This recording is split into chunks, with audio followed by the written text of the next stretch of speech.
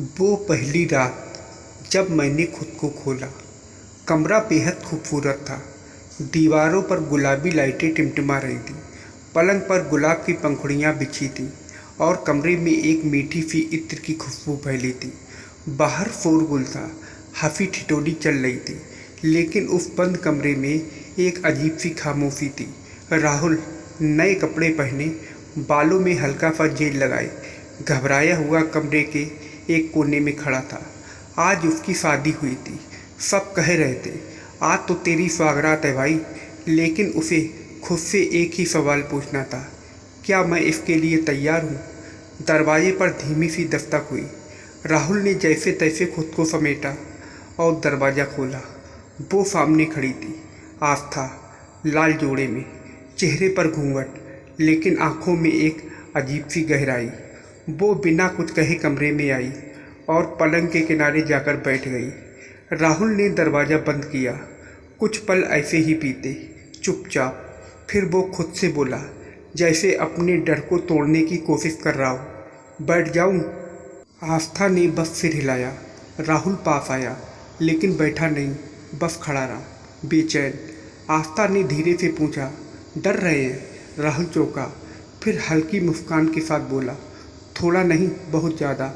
मुझसे या इस पल से? उसने सीधा सवाल किया। राहुल की सांस अटक गई।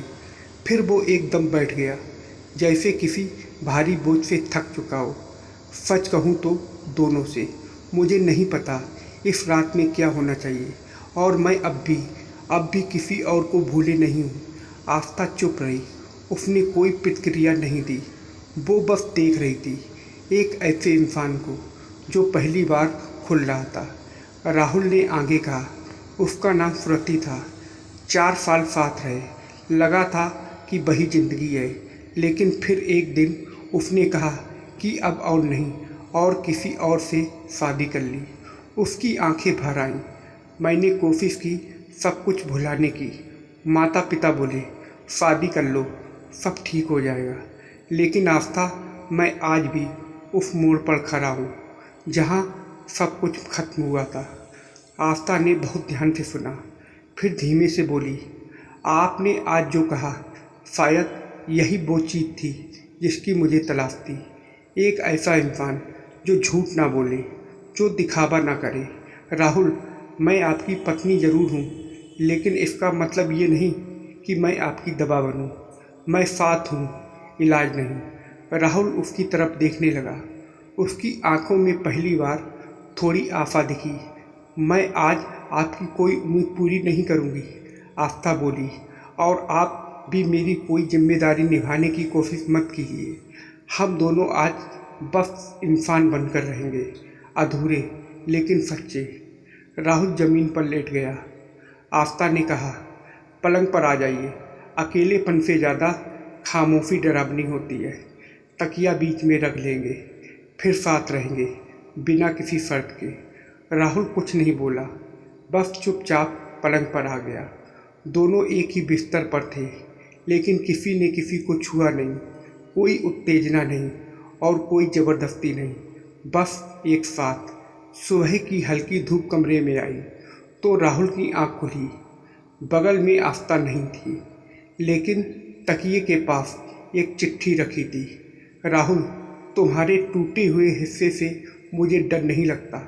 मैं उन पर मलहम नहीं लगाऊंगी, लेकिन जब तक वो ठीक ना हो, मैं उनके पास बैठी रहूंगी। प्यार सिर्फ जिद नहीं मांगता, कभी कभी सिर्फ साथ ही काफ़ी होता है। जब तुम चाहोगे, मैं पूरी तरह तुम्हारी बनूंगी, आस्था। उस दिन मैंने जाना, सुहाग रात सिर्फ बदन का नहीं, मन का भी मिलन होता है, और जो बिना छुए दिल से जुड़ जाए, वही असली रिश्ता होता है। सुहाग रात के बाद कुछ दिनों तक हमारे बीच ज़्यादा बात नहीं हुई। ना मैंने कुछ कहा, ना उसने जोर दिया, लेकिन एक अजीब सी समझदारी हमारे बीच पनपने लगी थी। वो मेरे लिए चाय बनाती, लेकिन पूछती नहीं, चीनी कितनी डालूं।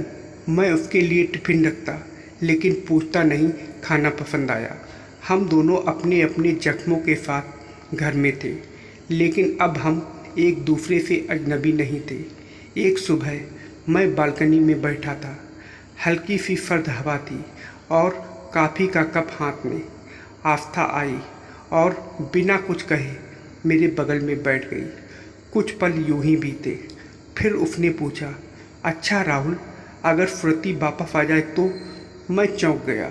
वो मेरी तरफ नहीं देख रही थी, बस सामने कहीं दूर देख रही थी।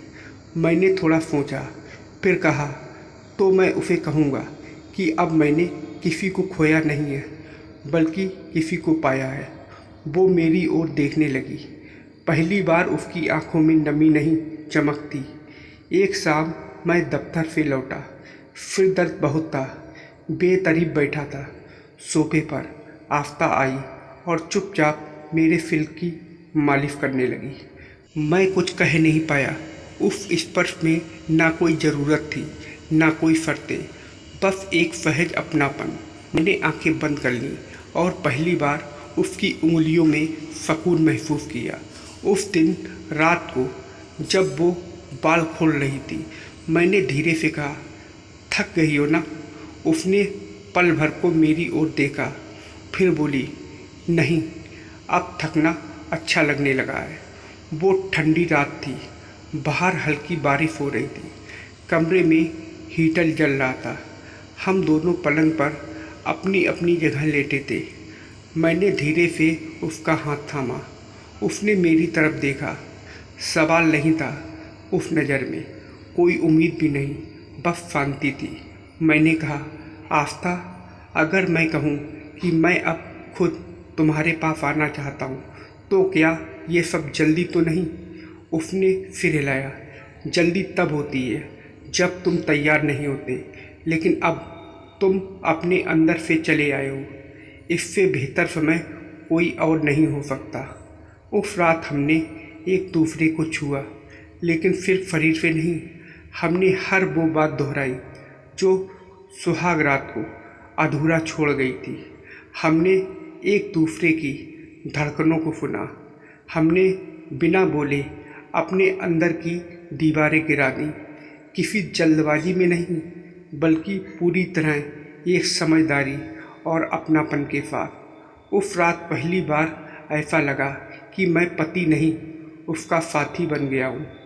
सुबह जब आँख खुली तो उसकी हथेली मेरी छाती पर थी। वो अब भी सो रही थी। उसके बाल मेरे चेहरे से टकरा रहे थे। मैंने मुस्कुराकर कहा, अब तुम सिर्फ मेरी बीवी नहीं हो, अब तुम मेरी आदत बन चुकी हो। वो हंसी, धीरे से बोली, और तुम मेरी ज़रूरत। प्यार अचानक नहीं होता, वो धीरे धीरे आता है। दरवाज़ा खटखटाता नहीं, बस अंदर घुसकर हमारे अंदर रहना शुरू कर देता है। मेरी पहली रात भले अधूरी थी, लेकिन आज मैं पूरा हो गया हूँ।